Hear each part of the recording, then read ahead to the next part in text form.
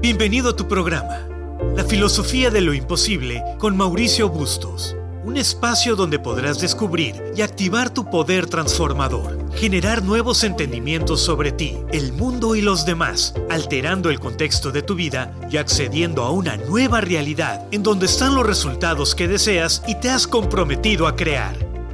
Adelante, Mauricio.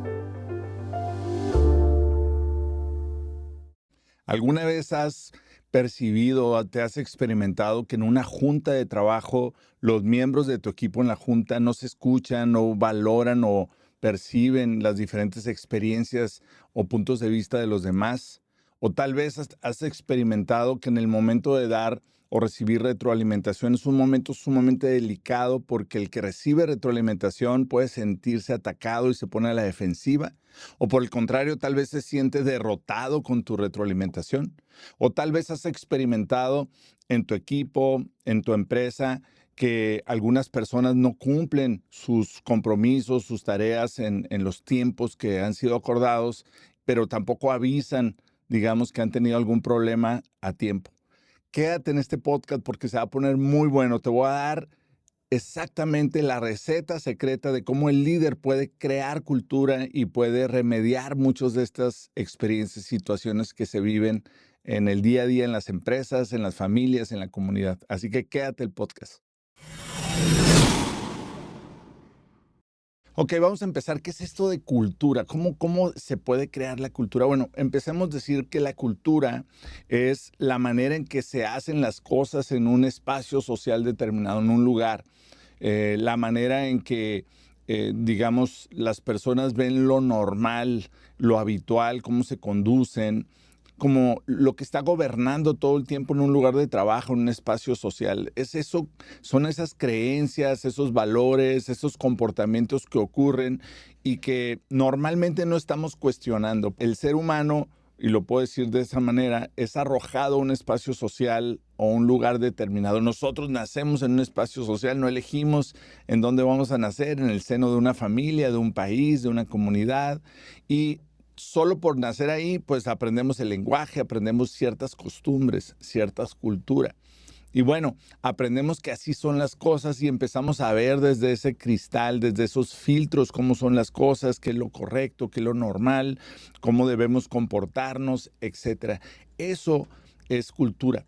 Pero muchas veces, aun cuando somos arrojados a ese espacio, o más bien porque somos arrojados a ese espacio, no nos cuestionamos sobre si las cosas son verdaderamente así o hay mejores formas de hacer las cosas. Entonces, tal vez una manera más sencilla de platicarlo es comentar una experiencia, una historia que yo tuve en mi viaje. Mi primer viaje a Europa fue a España.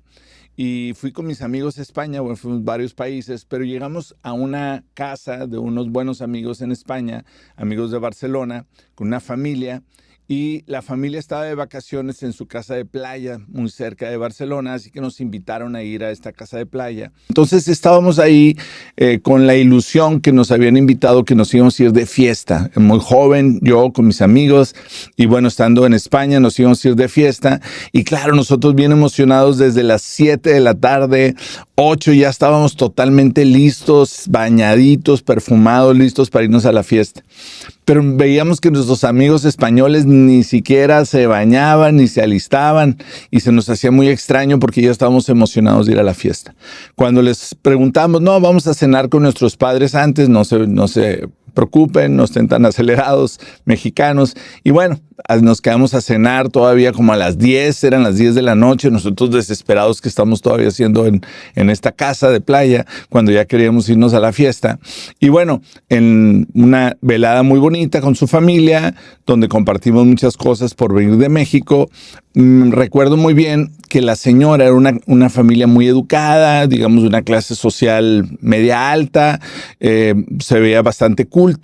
La señora pues vestida de una manera muy elegante, dice o hace un comentario que todos los mexicanos que estábamos ahí, que éramos yo y dos amigos más, pues nos quedamos como sorprendidos porque dijo, ay, ya me cansé de estar sentada y me duele el culo. Y para nosotros esa expresión era una expresión pues no propia de hacerse en familia, en el contexto en el que estábamos, y realmente nos quedamos sorprendidos. Bueno, después descubrimos que esa palabra es una palabra bastante tradicional, normal, habitual, que utilizan los españoles en diferentes contextos que probablemente en México no los usamos. Solo para decir, bueno, eso es cultura, y eso nos sorprendió. También es cultura que terminamos saliendo a medianoche, apenas a la fiesta. Nosotros, si yo salgo, si un joven que está escuchando este podcast se imagina, tal vez ahorita ya cambiaron los tiempos, pero en mis tiempos salir a las 12 de la noche, pues nomás te quedaba 1 hora, 2 horas de fiesta. O sea, ¿cómo te ibas apenas a salir a las 12? Pero en España estábamos apenas saliendo a las 12. Esto fue hace muchos años, así que imagino que ahorita todavía está mucho más revolucionado. Y bueno, la fiesta era todo un proceso de salir apenas a una especie de pre-bar y luego a un lugar antro y luego a un post. O sea, había todo un proceso que terminabas en la mañana ya de día. Entonces, para nosotros eso no es habitual. Si venimos a México, regresamos y queremos salir hasta las 12, pues aun cuando queramos implementar cultura en México, probablemente pues tengamos muy poco tiempo para poder disfrutar la fiesta, puesto que, como dije, pues los lugares cierran mucho más temprano. Bueno, entonces, de una manera muy sencilla, eso es cultura. O sea, son las maneras, las formas, el lenguaje, la manera lógica, que para algunos parece lógica, de cómo son las cosas, y pues se puede contrastar cuando se pueden, digamos, poner enfrente dos culturas, dos maneras de ver distintas, ¿no? Entonces, ahora, ¿por qué es relevante aprender esto de la cultura? Porque normalmente estamos ciegos o no estamos poniendo la atención en la cultura cuando es lo que está gobernando todo. Así que ahorita te voy a compartir cómo el líder es alguien que puede ser consciente de la cultura y puede alinear la cultura, la manera en que se van a hacer las cosas en un lugar determinado, que puede ser, por supuesto, una organización, un equipo, una familia, una comunidad.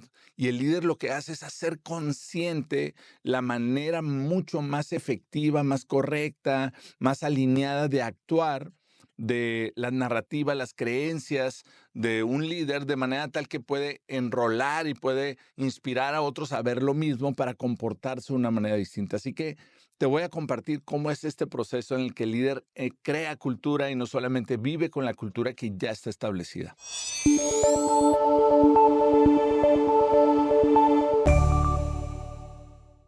Muy bien, entonces el líder es alguien que no solamente está consciente de los comportamientos y da órdenes o da una retroalimentación o da instrucciones de cómo deben ser las cosas, sino que puede ver más allá de los comportamientos para crear cultura. Y lo voy a explicar de una manera muy sencilla, haciendo una breve historia.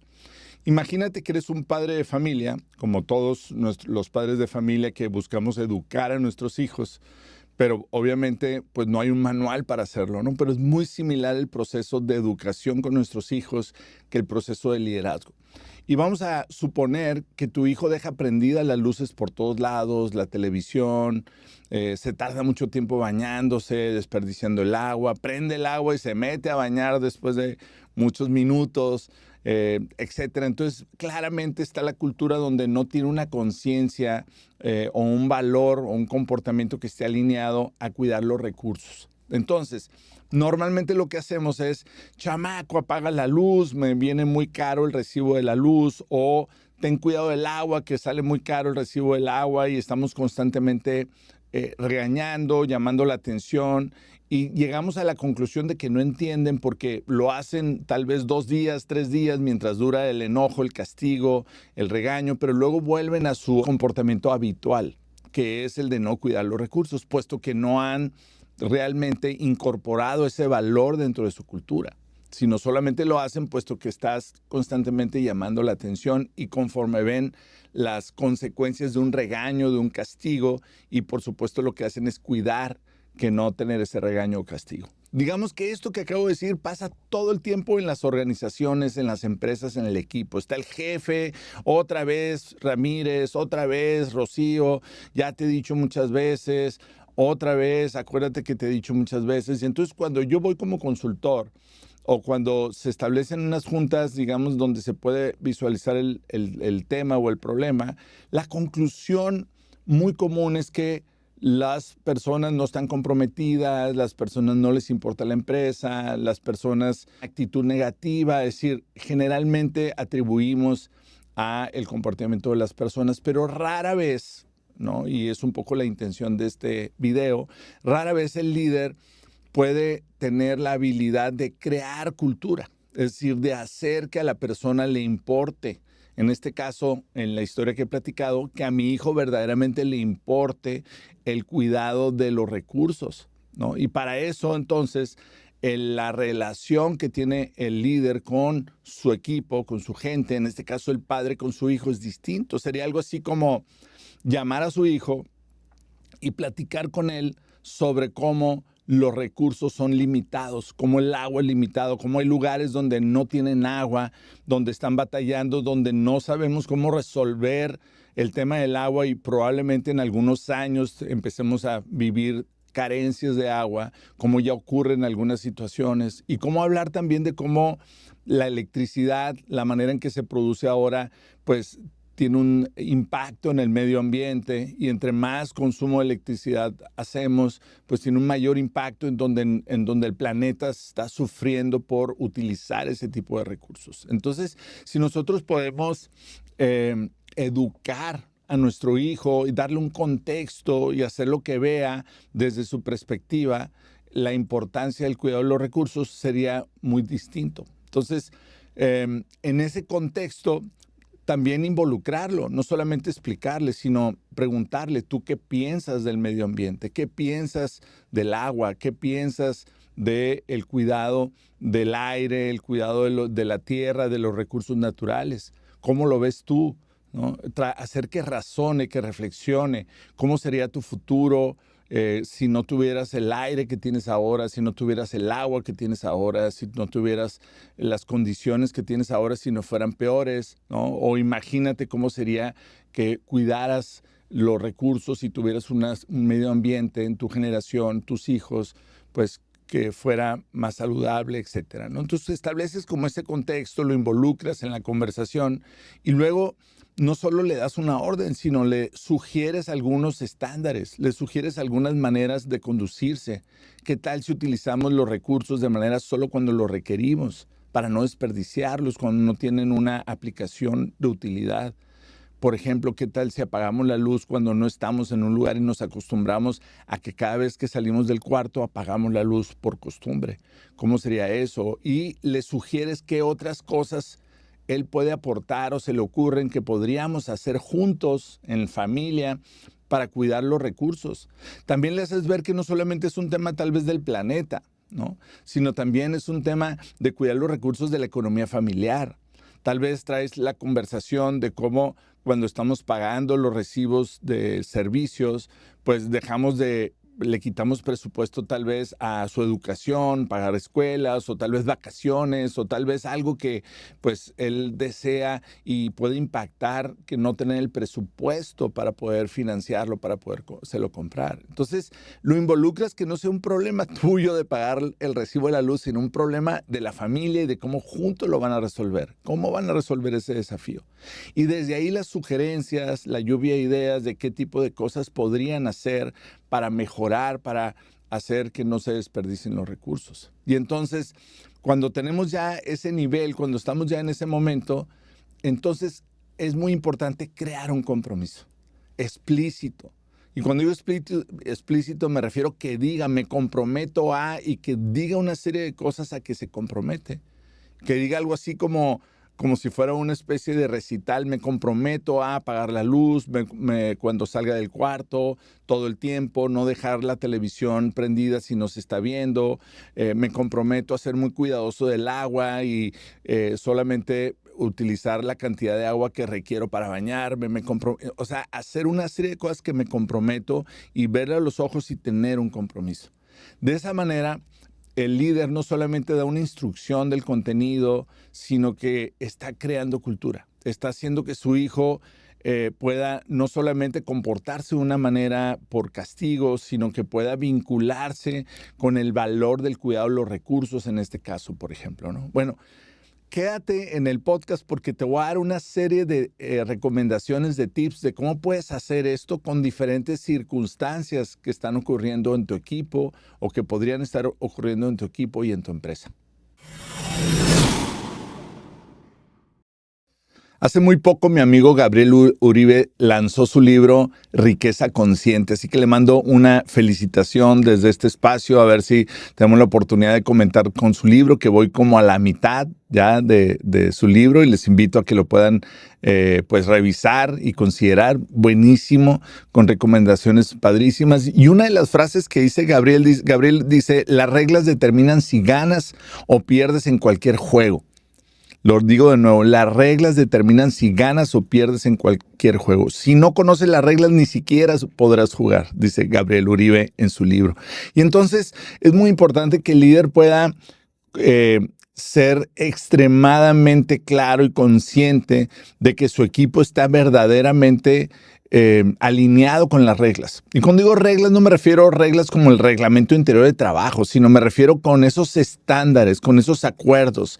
En este caso, con el compromiso que el hijo acaba de hacer en mi ejemplo anterior de cómo comportarse, que está claras las reglas, que está claro el compromiso, que están claros los acuerdos, de manera tal que el líder tiene que promover que eso esté claro, que quiere promover que esté claro la manera adecuada de la actitud que debe tener alguien, del comportamiento esperado en ese lugar, con su equipo, en la empresa. Y, por ejemplo, muchas veces en las juntas de trabajo, los miembros del equipo en una junta no se escuchan entre ellos o no realmente se escuchan y más bien están como discutiendo, tratando de poner sus puntos de vista sobre los demás. Y esto ocurre muchas veces choque en donde la gente se siente desmotivada. Si hay un líder demasiado fuerte, pues ni siquiera hablan en las juntas, llega el líder o el jefe y dice cómo es la cosa y pues todos nomás apuntan y ya no hay una participación y entonces tampoco hay un compromiso real en donde la gente haga suyo el reto, el estándar, el objetivo, de manera tal que pues muchas veces los resultados no se dan y la mayoría de las veces pues es culpa o es responsabilidad de los empleados, en este caso del chico que no entiende y no es responsable sobre los recursos en el ejemplo que he dado y muchas veces tiene que ver porque el líder no ha creado esa conciencia. Entonces, ¿cómo hacer, por ejemplo, en este caso? Vamos a hacer un caso donde la gente no practica el valor de la humildad, de la escucha generosa, ¿no? Y el líder primero lo que tiene que hacer es poder darse cuenta. Si el líder no se da cuenta y yo soy otro participante más que no valora la humildad, que no la vive la humildad, que no tiene la capacidad de poder escuchar a los demás, de poder comprenderlos, de generar empatía, de comprenderlos, aun cuando no esté de acuerdo con sus puntos de vista. Si el líder desde ahí viene, pues no va a ser capaz de promover que su equipo sea humilde y que pueda escuchar. Entonces el líder primero tiene que predicar con el ejemplo, darse cuenta y poder poner una pausa en la junta, ¿no? Así como poner una pausa y ya no hablar de la cosa que están hablando en la junta, ya no hablar del contenido de la junta, ahora hablar de que se den cuenta todos cómo están llevando las juntas, de cómo se están relacionando entre sí, de cómo no se están escuchando verdaderamente. Poner enfrente el desafío, el reto, el problema, hacerlo visible para todos, que todos se den cuenta que si seguimos de esa manera, tal vez estamos desaprovechando muchos puntos de vista, tal vez no estamos colaborando de una manera efectiva y tal vez sea el origen de que no hemos resuelto algún problema o algún desafío en el equipo, en la organización. Entonces, lo primero que hace el líder es, poner una pausa y ya no hablar de la cosa o del contenido, sino hablar de la manera que se están relacionando, hacer a todos conscientes cómo se están relacionando y entonces explicar el contexto, así como un poco con el chico, el ejemplo del medio ambiente y del cuidado de los recursos o de la economía familiar. Bueno, aquí explicar cómo las consecuencias de no escucharse, de no tener el valor de la humildad, de no ver las diferentes perspectivas puede ser una gran debilidad. Y también vender y poner enfrente el contexto de cómo sería que se pudieran escuchar, cuáles serían las ventajas, de manera tal que pueda generar conciencia en su equipo y entonces desde ahí invitar a participar. ¿Cómo le hacemos para resolver esto? No la cosa de la que están hablando en la junta, sino cómo le hacemos para tener juntas o para tener una manera de comunicarnos en donde estamos constantemente pues escuchando verdaderamente, escuchándonos las diferentes perspectivas y que podemos integrarlas para generar pues una relación mucho más efectiva, más saludable. Y entonces pone el reto enfrente, tal vez pone algunos estándares o algunas propuestas. Por ejemplo, podría decir algo así como, pues yo propongo que todos escuchemos al mismo tiempo, no hablemos al mismo tiempo, escuchemos a alguien y cuando hasta que termine de hablar, sin interrumpir, entonces levantamos la mano o tomamos la voz, pero sin interrumpir.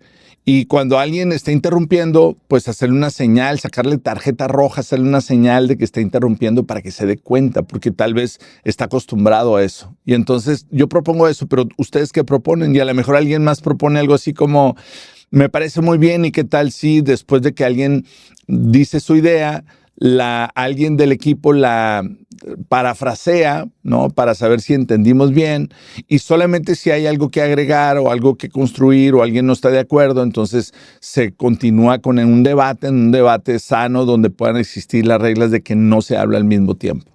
Y etcétera. Y vamos recolectando diferentes maneras y propuestas, digamos, de cómo resolver el desafío de escucharnos, de ser humildes ante la opinión de los demás, a considerar las diferentes perspectivas. Esto es sumamente importante porque la gente, cuando se siente escuchada, pues toma responsabilidad de lo que ahí se está acordando. Entonces, se conecta con la organización, con el equipo.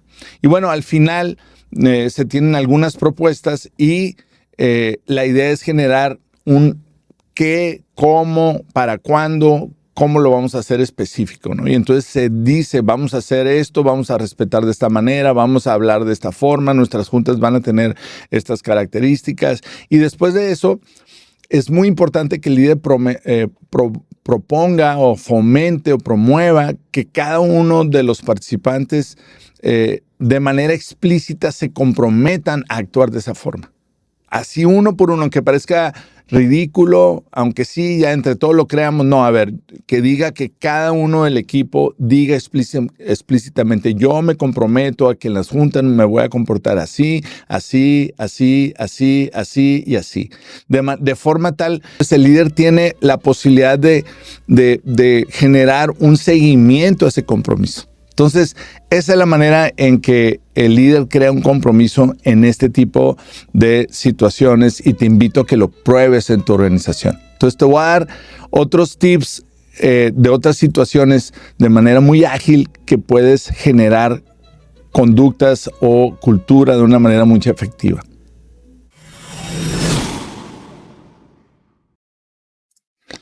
Otro caso muy constante, muy frecuente, es cuando damos o recibimos retroalimentación. El líder o a veces no da retroalimentación y esto es sumamente, limitante. El dar retroalimentación es una acción de liderazgo, de equipo, sumamente importante para buscar la mejora continua. Hay que dar retroalimentación, pero no se crea otra vez la cultura o el acuerdo correcto y entonces de repente pues le hablas a la persona para darle una retroalimentación sin haber creado el contexto. Y muchas veces lo que termina ocurriendo es que las personas se sienten atacadas, se ponen a la defensiva en lugar de tomar esa retroalimentación para mejorar.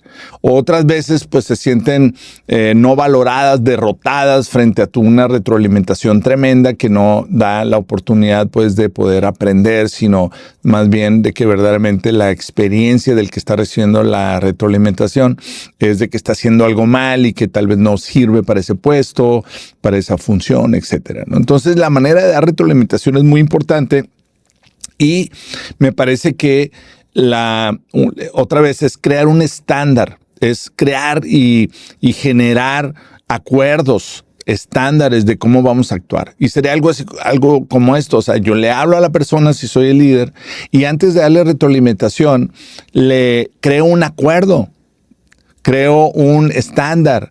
¿Y cómo lo hago? Otra vez, creando un contexto, vendiendo la importancia de la retroalimentación, la importancia de que él reciba o ella reciba retroalimentación que le permita ir mejorando en su trabajo, poner la retroalimentación como algo bueno, como algo positivo, como algo que es un elemento a abrazar en la empresa, en la cultura, en la vida en general. Y bueno, desde ahí buscar que la persona te diga qué piensa de la retroalimentación, cómo ve la retroalimentación, cómo se siente de que podamos establecer un proceso donde estemos constantemente dando retroalimentación, de manera tal que podamos alinearnos en ese contexto y generar un entendimiento similar de lo positivo que es la retroalimentación. Después de eso, entonces ya hablamos del proceso y propone un proceso. ¿Qué tal que todos los 2 veces al mes nos reunimos 10 minutos y te doy mi retroalimentación de esta manera, en donde va a ser una junta donde solo vamos a estar nosotros dos y voy a empezar con siempre todo lo que yo diga, pues son mis puntos de vista, no son la verdad absoluta. Tal vez tú tienes algunas cosas que quisieras compartirme que yo no he visto, digamos, y la manera en que la actitud en que tú lo vas a tomar es esta. Lo que me gustaría que ocurriera es que tomaras algunas anotaciones y que los pusieras en práctica, etcétera. O sea, decimos exactamente cuál va a ser el procedimiento, el proceso, la actitud, los entendimientos de la forma en que vamos a dar esa retroalimentación y la manera en que esperamos que se reciba. Y después de ahí generamos el compromiso explícito. Te comprometes, estás de acuerdo, generas el acuerdo específico que hagamos este proceso 2 veces al mes o 1 vez al mes o 1 vez a la semana, cualquiera que esto sea, y generamos el compromiso explícito, que la persona diga estoy de acuerdo en generar este proceso, que sea de esta manera, etcétera, porque los dos lo hemos creado. Y ahí se cierra el estándar, ahí se cierra el acuerdo, el compromiso de qué va a ocurrir. Entonces sí viene la retroalimentación. Entonces sí ya empezamos el proceso. De manera tal que estamos en un contexto, en un entendimiento, pues ya cubierto, totalmente listo, contextualizado para poder hacerlo de manera efectiva. Y lo mismo ocurre cuando alguien no está cumpliendo con sus plazos, en los plazos, con sus tareas, es tener esa conversación que permita generar un estándar. Otra vez el contexto de por qué es importante, de cuál es lo esperado, de cómo si alguien, si tiene un problema para no cumplir con una tarea en un plazo determinado, cómo es que puede, o lo esperado, lo normal, el compromiso es que levante la mano, que avise que tiene un problema, a ver si podemos apoyarle, si no, pues para renegociar la tarea, el plazo, etcétera. Y generamos, igual que el mismo proceso, generamos ese contexto, generamos el qué, cómo, cuándo específico de cómo esperamos que sea la conducta y luego generamos el acuerdo específico, explícito de que los dos, ambas partes o el equipo está de acuerdo en actuar de tal o cual forma. Esta es la magia, este es el secreto mágico para que el líder pueda crear cultura en su organización y te puede servir en tu familia, te puede servir en tus equipos, en tu empresa y por supuesto es una manera en que el líder constantemente está viendo la oportunidad, no solamente de estar hablando de la cosa, es decir, de las tareas, de los contenidos, sino tener la oportunidad de crear cultura. Y cuando lo hace entonces, poco a poco la empresa empieza a comportarse de una manera que es esperada. Cuando llega un nuevo miembro y las personas llegan temprano a las juntas porque ya es un compromiso, un estándar que se trabajó, o cuando el tema de la retroalimentación o de los plazos o de la manera en que se llevan a cabo las juntas o cómo nos escuchamos, etcétera, cómo nos relacionamos en un reto, en una comunicación, cuando todos estos estándares empiezan a estar viviendo en la organización, eso es la cultura. Esos estándares de comportamiento, de actitudes que están vinculadas con valores como la humildad, como la responsabilidad, como la integridad o como otros valores, son los que hacen que una organización verdaderamente tenga una ventaja competitiva increíble. Decía Peter Drucker, la cultura se desayuna por la mañana a la estrategia. Y esto tiene que ver con que la cultura, esto que acabo de decir, es la posibilidad de ejecutar una estrategia, de ser verdaderamente competitivos hablando en los negocios, hablando en el tema de las empresas. Así que te invito a que lo pongas en práctica y a que me escribas y que nos visites en las redes sociales, que pues lo compartas este podcast y que implementes estas estrategias y que me escribas para decirme cómo te fue, cómo te está yendo y por supuesto estar al servicio de generar mejores líderes, mejores personas, mejores empresas. Así que nos vemos en el próximo podcast. Esto fue La Filosofía de lo Imposible con Mauricio Bustos. Nos vemos y escuchamos en el próximo podcast. Sigue explorando, sigue cuestionando y sobre todo, sigue transformándote.